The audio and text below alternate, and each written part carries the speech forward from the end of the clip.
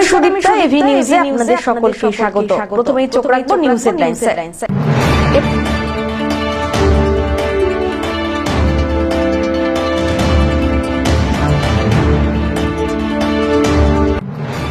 বিচারপতি বিশ্বজিৎ বসুর পরিদর্শনের পর ফণীন্দ্রদেব বিদ্যালয়ে পরিচালন কমিটির বৈঠক। 2 সপ্তাহের মধ্যে স্কুলের সমস্ত সমস্যা পূরণ করার প্রক্রিয়া শুরু।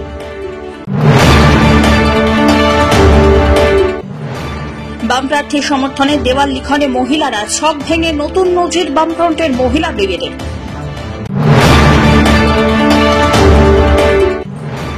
এভি নিউজে খবরের জের, অসহায় কিডনি রোগের চিকিৎসার জন্য সাহায্যের হাত বাড়িয়ে দিলেন সমাজসেবী দেবাশিস সর্দার।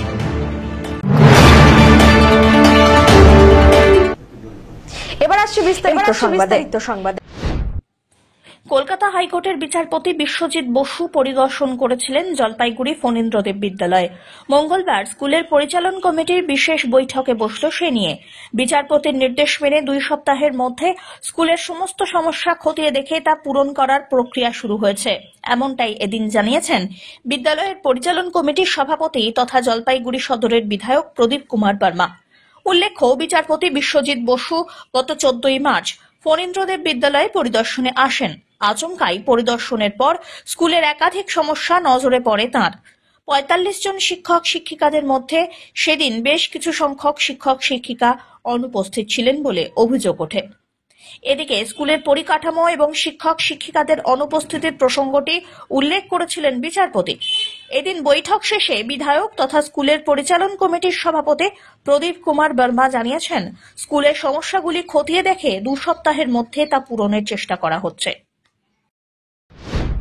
এমনি স্কুল ভালো মতোই চলছে, কিন্তু আমাদের মাননীয় বিচারপতি যে সমস্ত খামতির কথা তুলে ধরেছেন সেই ব্যাপারগুলো নিয়ে আমরা আজকে আবার এখানে আলোচনা করব। যেটুকু ডেফিসিয়েন্সি আছে সেগুলো যাতে যত তাড়াতাড়ি করে ব্যাপারগুলো আমরা ঠিকঠাক করে ফেলতে পারি, সেই দিকেই আমরা সবাই প্রখর দৃষ্টিতে সজাগ থেকে ব্যাপারগুলোকে আমরা ঠিকঠাক করে নেব, সেটা নিয়ে আজকের মিটিং হলো, আমাদের পরিচালন কমিটির মিটিং। সঙ্গে আমি আজকে এখানকার যারা শিক্ষক শিক্ষিকারা রয়েছেন তাদের সঙ্গে কথাবার্তা বললাম এবং আরও ভালোভাবে কীভাবে বিদ্যালয়ের কাজকর্ম চালানো যায়, পঠন পাঠন চালানো যায়, স্কুলের প্রেমাইসেস কী করে ভালো করে রক্ষণাবেক্ষণ হয় তার ব্যাপারে আমরা ক্লাস ঘরের লাইট নিয়ে বলছিল যে অনেক ঘরে সেই ব্যাপারগুলো আমরা কথাবার্তা বললাম এবং এগুলো যত তাড়াতাড়ি পারা যায় এগুলো সমস্ত ঠিকঠাক হয়ে যাবে। এবং এই যে আজকের আমাদের এই ভিজিট, এটা এককালীন নয়, এটা পর্যায়ক্রমে আমাদের এই প্রচেষ্টা জারিই থাকবে। আমরা আবার 2 সপ্তাহ বাদে বসবো, আবার এগুলো দেখব যে কি কাজ করা হলো এর মধ্যে। সব্যসাচী মজুমদারের রিপোর্ট, এভি নিউজ।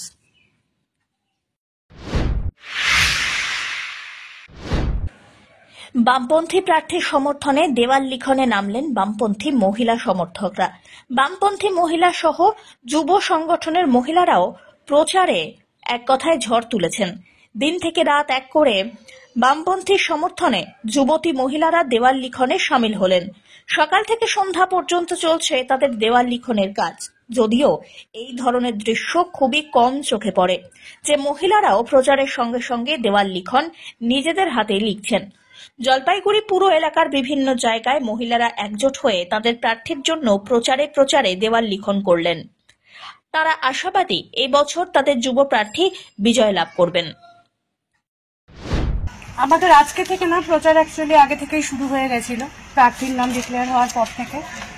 এখানে এই যে মহিলারা, আমাদের যুব কমরেডরা, সাথে যারা একটু বয়স্ক কমরেড আছে, সবাই মিলে আমরা প্রচার করছি, দেওয়াল লিখছি, দেওয়াল লিখবো, লড়াই করব সম্পূর্ণ শক্তি দিয়ে। কি মনে হচ্ছে যে মহিলারা এবার কি আপনাদের যে যুব প্রার্থী দাঁড়িয়েছে যে দেবরাজ, তার সমর্থনে? দেখুন, প্রার্থী যে আছে দেবরাজ বর্মন, তার মতো এলিজেবল ক্যান্ডিডেট এই মুহূর্তে জলপাইগুড়িতে আর নেই। সেটা দলমত নির্বিশেষে সবাই সেটাকে স্বীকার করছে। বিরোধী দলের যারা আছেন, বিজেপি বলুন, তৃণমূল বলুন, তারাও স্বীকার করছে দেবরাজদার যা পোটেনশিয়াল আর মানুষটা যেরকম, তিনি একদম একজন যোগ্য প্রার্থী। এরকম একটা অবস্থায় যেখানে তৃণমূলের দুর্নীতি চলছে, বিজেপির ধর্মীয় মেরুকরণের চেষ্টা চলছে, সাম্প্রদায়িক একটা বীজ বপন করার চেষ্টা চলছে, সেই জায়গাতে দাঁড়িয়ে দেবরাজ বর্মন আমরা আশা রাখছি বিপুল ভোটে জয়যুক্ত হবেন। কারণ মানুষের কাছে আমরা যখন প্রচারে যাচ্ছি ডোর টু ডোর, মানুষের কিন্তু এবার বীতশ্রদ্ধ হয়ে গেছে। মানুষ এই চুরি, এই ধর্মীয় বিষয়গুলো নিয়ে ঝামেলা, এসব দেখতে দেখতে মানুষ বীতশ্রদ্ধ হয়ে গেছে। তো আমরা আশাবাদী দেবরাজদা জিতবে।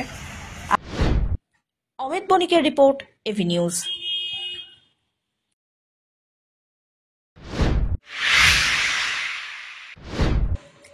কিডনির জটিল রোগে ভুগছেন রাজগঞ্জ ব্লকের শাহডাঙ্গি সংলগ্ন ফুলবাড়ি 1 নম্বর গ্রাম পঞ্চায়েতের অধিকার পল্লীর বাসিন্দা মোহাম্মদ আলেম।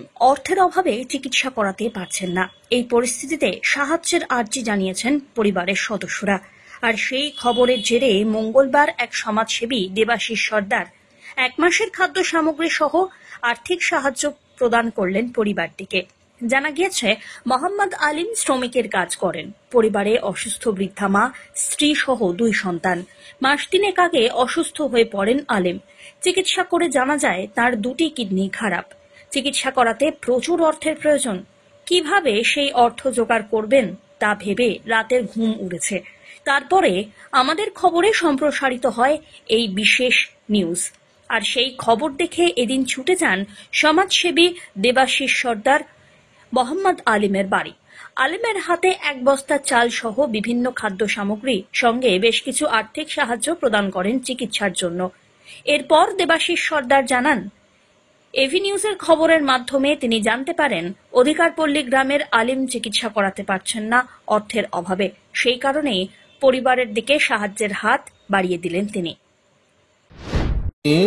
শাহডাঙ্গি অধিকারপল্লীতে এসেছি। আমি একটা নিউজের মাধ্যমে খবর দেখলাম যে একটা দুস্থ ফ্যামিলি অধিকারপল্লীতে, ওর কিডনি দুটোই খারাপ হয়ে গেছে। এখন ওই ডায়ালিসিস করতে হবে। ও ডাক্তার ওকে বলেছে 11 দিন মতন ও ভর্তি ছিল হসপিটালে সরকারি। ওখানে সেরকম ট্রিটমেন্টও হচ্ছে না। এখন ওকে বলছে যে ব্যাঙ্গালোরে যে ট্রিটমেন্টটা হবে, একটা চ্যানেল বসাতে হবে। এই জন্য আমি এসেছি খবরটা পেয়ে ওদের বাড়িতে এসে যতটুকু পেরেছি আমি সহযোগিতা করেছি। আর বিভিন্ন লোকের কাছে বলবো যে ওদের যেন একটু সহযোগিতার হাত বাড়িয়ে দেয়। কি এসেছিল আসছিল দাদা, আসছিল সমাজ সেবক হবে। কি কি জিনিস দিলে চাল ডাল লবণ তেল যা লাগে। কতটা সুবিধা হবে? সুবিধা হবে, ভালো সুবিধা হবে। আরো আশা করি যে আরো মানুষের কাছে ব্যবস্থা করে দিবে। আমার কি সমস্যা? সমস্যা আমার কিডনি 2টা খারাপ হয়ে গেছে। কবে থেকে কি হবে সমস্যা? 3 মাস হচ্ছে। মাথা যন্ত্রণা করতো, মেডিকেল ট্রিটমেন্ট করছি। মেডিকেল বলছে যে কিডনি 2টা নষ্ট হয়ে গেছে, কিডনি চেঞ্জ করতে হবে। উপরে কি এই তোমার সংসার নির্ভরশীল? হ্যাঁ, আমার উপরে। এখন তো আমি কাজ করতে পারছি না, বাধ্যতামূলক আমার বউ কাজে যাচ্ছে। অর্থের প্রয়োজন। অনেকটা প্রয়োজন। কিভাবে পাওয়াতে পারছেন না টাকার অভাবে? না, পারছি না। কি চাইছেন আরো কি হলে সুবিধা হয়? যদি আমি কোনো হেল্প পাই সরকার থেকে বা গভর্নমেন্ট থেকে, তাহলে একটু আমার সুবিধা হতো। তোমার বাড়িতে কে কে রয়েছে? বাড়িতে মা আছে, 2টা বাচ্চা আছে আর বউ আছে।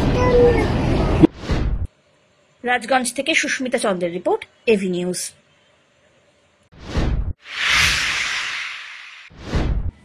কেন্দ্রীয় সরকারের বিরুদ্ধে একাধিক অভিযোগ এনে প্রচারে নামল 15 নম্বর ওয়ার্ড তৃণমূল। এদিন প্রার্থী নির্মল চন্দ্র রায়ের সমর্থনে এক মিছিল সংগঠিত হয়।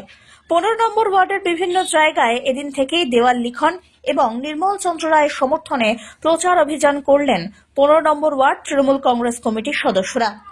এ বিষয়ে তপন বন্দ্যোপাধ্যায় বলেন, প্রাক্তন সাংসদ 5 বছরে কোনো উন্নয়নই করতে পারেননি। এবছরও আবার ভোট চাইতে এসেছেন, মানুষ তাদের প্রত্যাখ্যান করেছে। তাই এবার নির্মল চন্দ্র রায়ের সমর্থনে ভোটের প্রচার চালানো হচ্ছে। আশা করা যায় তিনি বিজয়ী হবেন।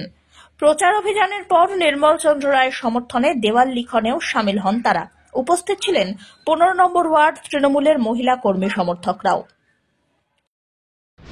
আগে আপনাকে দেখা গিয়েছিল ভোটের সময়, এই 5 বছর পরে আবার আপনি আসছেন ভোটের জন্য। সুতরাং আপনি এই 5 বছর কোথায় গেলেন এবং কি কাজ করেছেন তার হিসাব সংসদের কাছে মানুষ চাচ্ছে। তো স্বাভাবিকভাবেই আমরা মনে করি যে জলপাইগুড়ি লোকসভা কেন্দ্র গত 5 বছর আগে মানুষ হয়তো ধর্মের নামে তখন ভোট করেছিল বিজেপি, সাময়িক হয়তো মানুষ ভুল বুঝে তারা তৃণমূলের বিপক্ষে ভোট দিয়েছিল, কিন্তু এবার তারা তৃণমূল প্রার্থীকে নির্বাচিত করবে বলে আমরা বিশ্বাস করি। সাংসদ বলছে সবচেয়ে বেশি কাজ করেছেন, যত সাংসদ রয়েছে তার মধ্যে উনি সবচেয়ে বেশি কাজ করেছেন। এটা তো একটা হাস্যস্কর ওনার বক্তব্য। এই কারণেই উনি বলছে 17 কোটি টাকা তিনি খরচ করেছেন। সেটাকে বলতে হবে তো যে এই জায়গায় এই উন্নয়নে তিনি খরচ করেছেন, সেটা একবারও কি নির্দিষ্ট করে বলতে পেরেছেন যে স্বাস্থ্যক্ষেত্রে খরচ করেছেন, না শিক্ষাক্ষেত্রে উন্নয়নে খরচ করছেন, না পরিকাঠামো উন্নয়নে খরচ করছেন, কোন খাতে এবং কোথায় তিনি খরচ করেছেন, ঠিক আছে? সেটা কিন্তু সদুত্তর আমরা পাইনি। উনি বলছে রেলের উন্নয়ন হয়েছে। আচ্ছা, রেল তো একটা আলাদা সংস্থা, আর রেলের কি উন্নয়ন তিনি করেছেন? রেল এখানে আমাদের এক্সিস্টিং যে ফেসিলিটি ছিল তিস্তা তোর্ষা এক্সপ্রেস, সেটাও উঠে চলে গেছে জলপাইগুড়ি থেকে। সেটা অমিত বণিকের রিপোর্ট, এভি নিউজ।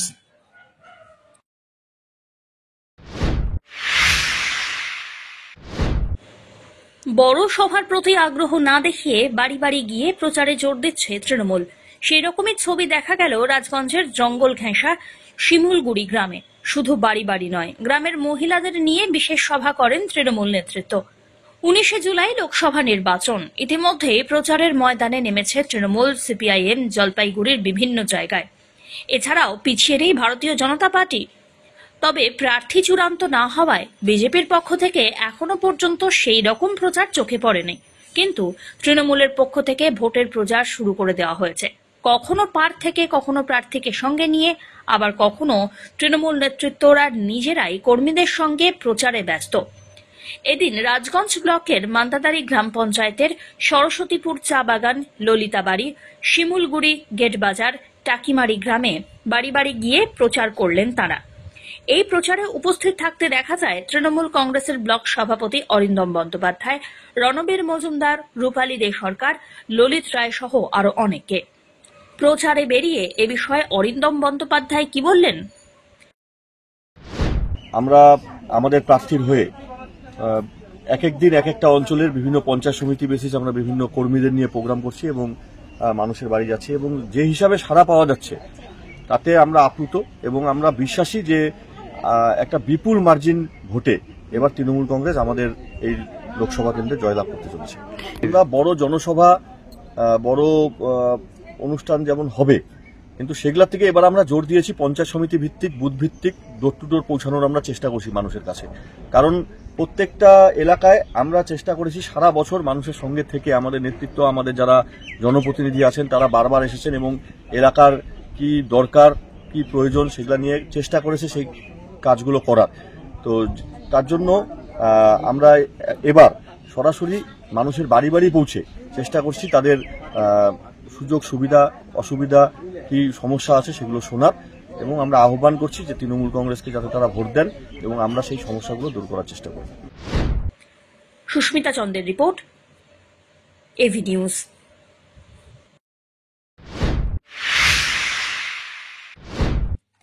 জলপাইগুড়ি থানা রোডের কংগ্রেস কার্যালয় থেকে দুপুর 1টা নাগাদ কংগ্রেসের ছাত্র যুব সংগঠনের পক্ষ থেকে এক সাংবাদিক সম্মেলন করা হয়।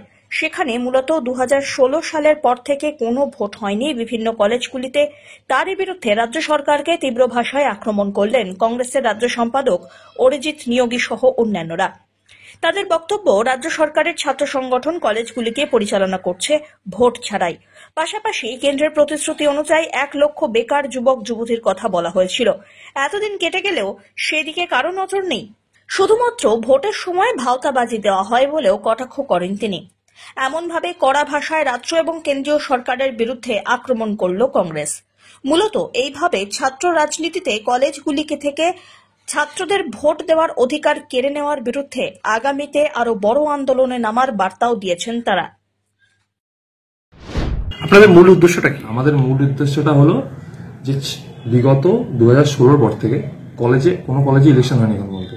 পুরোপুরি ইলেকশন বন্ধ করে রেখেছে, ঠিক আছে।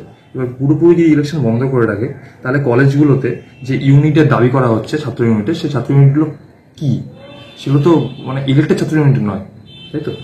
তারপরে এই ছাত্র ইউনিটের নামে বিভিন্ন কলেজে ভর্তির নামে টাকা নেওয়া হচ্ছে, ঠিক আছে, সোশ্যালের নামে টাকা নেওয়া হচ্ছে, ইউনিটের নামে টাকা নেওয়া হচ্ছে, এগুলো কেন, ঠিক আছে। তারপরে বিগত কয়েক মাসে বা কয়েক বছরে আমরা যেটা দেখতে পাচ্ছি বিভিন্ন কলেজে র্যাগিং এর ইয়েটা বেশি, অনেকটা বেড়ে গেছে, প্রবণতা বেড়েছে। হ্যাঁ, প্রবণতা প্রচন্ড বেড়েছে।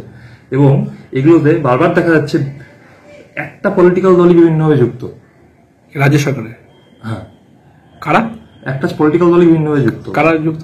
রাজ্য সরকারের ছাত্র দল যেটা আছে, ঠিক আছে। তো আমাদের স্ট্যান্ড একটা জায়গায়, তার মানে কি আমরা ধরে নেব পশ্চিমবঙ্গের স্টুডেন্টরা সুরক্ষিত নয়? সেখানে ছাত্র প্রতিনিধি হিসাবে আপনাদের ভূমিকাটা কি থাকছে? আমরা এই র্যাগিং বলতে পারেন, এই ইলেকশন হচ্ছে না, ছাত্রদের যে অধিকার ইলেকশনে, সেই অধিকার কেড়ে নেওয়া হচ্ছে, তার এগেনস্টই আমরা একটা এই ইলেকশনের পরে একটা বৃহত্তর আন্দোলনে যাওয়ার চিন্তা ভাবনা করছি। আপনার নাম্বার পরিচয়টা? অমিত বণিকের রিপোর্ট, এভি নিউজ।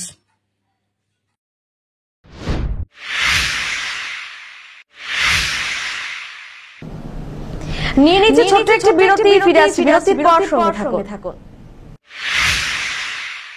পশ্চিমবঙ্গ সরকার যুব কল্যাণ বিভাগের যৌথ উদ্যোগে আয়োজিত শতাধিক যুব কম্পিউটার প্রশিক্ষণ কেন্দ্রগুলির মধ্যে জলপাইগুড়ির সদর যুব কম্পিউটার প্রশিক্ষণ কেন্দ্র একটি। এখানে যুব কল্যাণ বিভাগের নির্ধারিত বিভিন্ন কোর্স রয়েছে, যেমন সিআইটিএ, ডিআইটিএ, সিএফএস, ডিএফএস, অটোক্যাড ইত্যাদি। মাধ্যমিক ও উচ্চ মাধ্যমিক পরীক্ষার্থীরা আবেদনযোগ্য। এখানে একজনকে একটি কম্পিউটারের সাহায্যে অভিজ্ঞ শিক্ষক দ্বারা প্রশিক্ষণ দেওয়া হয়। তাই দেরি না করে নিজের ভবিষ্যৎকে স্বনির্ভর করতে যোগাযোগ করুন শিল্প সমিতি পাড়া, নিয়ার বেগুনটারি, সুহৃদ লেন যুব কম্পিউটার প্রশিক্ষণ কেন্দ্রে। আরো বিস্তারিত জানতে দেখুন গভর্নমেন্ট ওয়েবসাইট www.wpyouthservice.government.in। অবাধ এবং শান্তিপূর্ণভাবে ভোট করার দাবিতে মঙ্গলবার জেলা শাসক দপ্তরে প্রতিনিধিমূলক স্মারকলিপি প্রদান করল 12 জুলাই কমিটি। এদিন তারা অতিরিক্ত জেলা শাসকের কাছে স্মারকলিপি প্রদান করলেন। মূলত 9 দফা দাবিতে তাদের এই বিশেষ স্মারকলিপি প্রদান। তার মধ্যে রয়েছে ভোটকর্মীদের ভোটদানের নিরাপত্তা সুনিশ্চিত করা, ভোটের আগে প্রহসন বন্ধ করা, আরও একাধিক দাবিতে এই বিশেষ স্মারকলিপি প্রদান। এদিন জলপাইগুড়ি শহরের 12 জুলাই কমিটির সদস্যরা উপস্থিত হন। এ বিষয়ে 12 জুলাই কমিটির জেলা যুগ্ম আহ্বায়ক বাণীব্রত সাহা বলেন, ভোট কর্মীদের ভোট দানের নিরাপত্তা দেওয়া সহ আরও অন্যান্য দাবি দাওয়া নিয়ে এই বিশেষ পদক্ষেপ নেওয়া হলো। আগামীতে যদি এ বিষয়ে কোনো কাজ না হয় তাহলে বৃহত্তর আন্দোলনেরও হুঁশিয়ারি দিয়েছেন তিনি। পশ্চিমবাংলায় বিগত 1 দশক ধরে নির্বাচনের যে প্রহসন এবং যারা নির্বাচনে ভোটকর্মী হিসেবে দায়িত্ব প্রতিপালন করে তাদের প্রাণের ঝুঁকি নিয়ে এই কাজ করতে হয়। এই সমস্ত ক্ষেত্রে প্রশাসন যাতে যথাযথ ব্যবস্থা গ্রহণ করে, নিরাপত্তা সুনিশ্চিত করে এবং ভোটকর্মীদের যে ভোটাধিকার প্রয়োগ, তাদের যে ইডিসি, পোস্টাল ব্যালট, এক্ষেত্রে সেখানে শাসক দলের পরিচালিত যে সংগঠন, কর্মচারীদের সংগঠন, তারা নানাভাবে এতে কর্মচারীরা যাতে ভোটাধিকার প্রয়োগ করতে না পারে তার জন্য তারা ভিতর থেকে ব্যবস্থা গ্রহণ করে। স্বাভাবিকভাবে আমরা বলেছি প্রত্যেক ভোটকর্মীর ভোটাধিকার প্রয়োগ সুনিশ্চিত করতে হবে। শুধু ভোটকর্মী নয়, ভোটের কাজে যুক্ত যে ড্রাইভার, খালাসি সহ বিভিন্ন ধরনের কর্মচারী যারা যুক্ত হয় তাদের প্রত্যেকে গণতান্ত্রিক অধিকার, ভোটাধিকার প্রয়োগ করা সুনিশ্চিত করতে হবে। এছাড়া ভোট গ্রহণ কেন্দ্রে কেন্দ্রীয় বাহিনীকে যথাযথভাবে ব্যবহার করা, আইন শৃঙ্খলা যাতে বজায় রেখে এবং কেন্দ্রীয় নির্বাচন কমিশনের যে নির্দেশিকা, সিভিক ভলেন্টিয়ার সহ কন্ট্রাকচুয়াল কর্মচারীদেরকে নির্বাচনী কাজে ব্যবহার করা যাবে না, সেটা যাতে মান্যতা দেওয়া হয় এবং নির্বাচন কমিশনের এই আদেশ যাতে মান্যতা দেওয়া হয় সেই বিষয়গুলো দেখার জন্য আমরা বলেছি। এবং আমরা এটাও বলেছি যে কর্মচারীদের নিরাপত্তার প্রশ্নে প্রশাসনের কোনো ধরনের দুর্বলতা, গাফিলতি যদি আমাদের নজরে আসে তাহলে আমরা বৃহত্তর সংগ্রাম আন্দোলন গড়ে তুলতে বাধ্য থাকি। অমিত বণিকের রিপোর্ট, এভি নিউজ।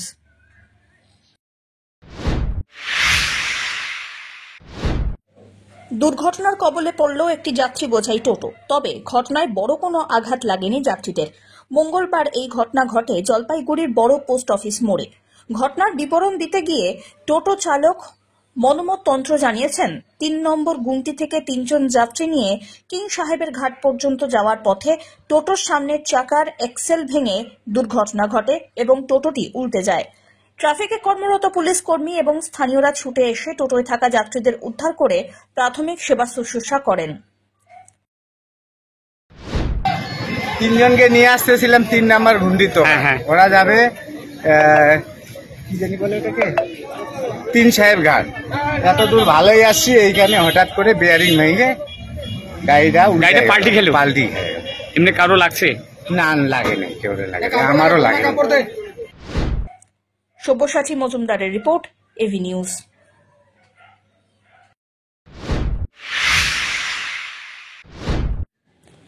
হযরত দরবেশ কালু শাহ বাবার ৯৫তম মৃত্যুবার্ষিকী উপলক্ষে ওরস মোবারক হয়ে গেল। মঙ্গলবার থেকে শুরু হলো জলপাইগুড়ির ৪ নম্বর গুমটির পুরাতন মসজিদে বিভিন্ন আচার অনুষ্ঠান। এই উপলক্ষে এক বিশাল মেলার আয়োজন করা হয় মসজিদ প্রাঙ্গণে। প্রত্যেক বছর এই মেলায় অসংখ্য বিভিন্ন ধর্মের মানুষ মিলিত হন। এক কথায় সর্বধর্ম সমন্বয়ে মিলন মেলার মহা তীর্থক্ষেত্রে পরিণত হয় এই এলাকা। মেলাতে থাকে রকমারি দোকান, সঙ্গে বিভিন্ন অনুষ্ঠানের আয়োজন হয়। দূর দূরান্ত থেকে মানুষ মেলায় অংশগ্রহণ করেন। 2 দিন ধরে চলে মেলা, সঙ্গে নতুন ভবনের উদ্বোধন অনুষ্ঠান হয়ে গেল। একই সঙ্গে নতুন ভবনের উদ্বোধনী অনুষ্ঠান হবে আগামীকাল। মেলাকে কেন্দ্র করে ৪ নম্বর পুরাতন মসজিদে নামাজ পাঠ থেকে শুরু করে ইসলামিক সম্প্রদায়ের মানুষরা একত্রিত হয়ে সকলের জন্য দোয়া প্রার্থনা করলেন। প্রত্যেক বছরের ন্যায় এবারও কিন্তু আমাদের বাবার ৯৫তম দিবস। এই উপলক্ষে এখানে জাতি ধর্ম নির্বিশেষে সব মানুষ এখানে আসেন এবং এখানে দোয়া প্রার্থনা করেন। এবারও আশা করছি সব ধর্মের মানুষ এখানে আসবেন এবং তার দোয়া প্রার্থনা করবেন। কদিন চলবে এই প্রোগ্রাম? চলবে আমাদের 19-3-2024 এবং 20-3-2024 এই বিভিন্ন প্রোগ্রাম চলবে। শেষ করবার আগে নিউজ হেডলাইন্স আরো একবার।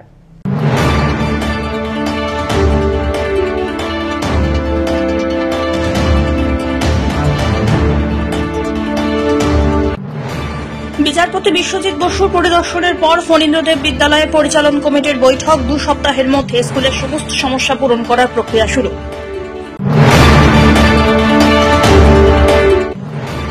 বাম প্রার্থীর সমর্থনে দেওয়াল লিখনে মহিলারা, ছক ভেঙে নতুন নজির বামফ্রন্টের মহিলা ব্রিগেডের।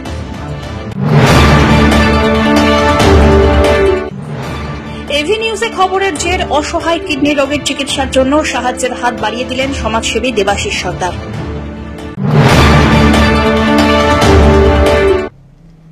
এখনকার মতো এভি নিউজ এ পর্যন্তই। পরবর্তীতে আসছি আরো সংবাদ নিয়ে। দেখতে থাকুন আমার বিশেষ। নমস্কার।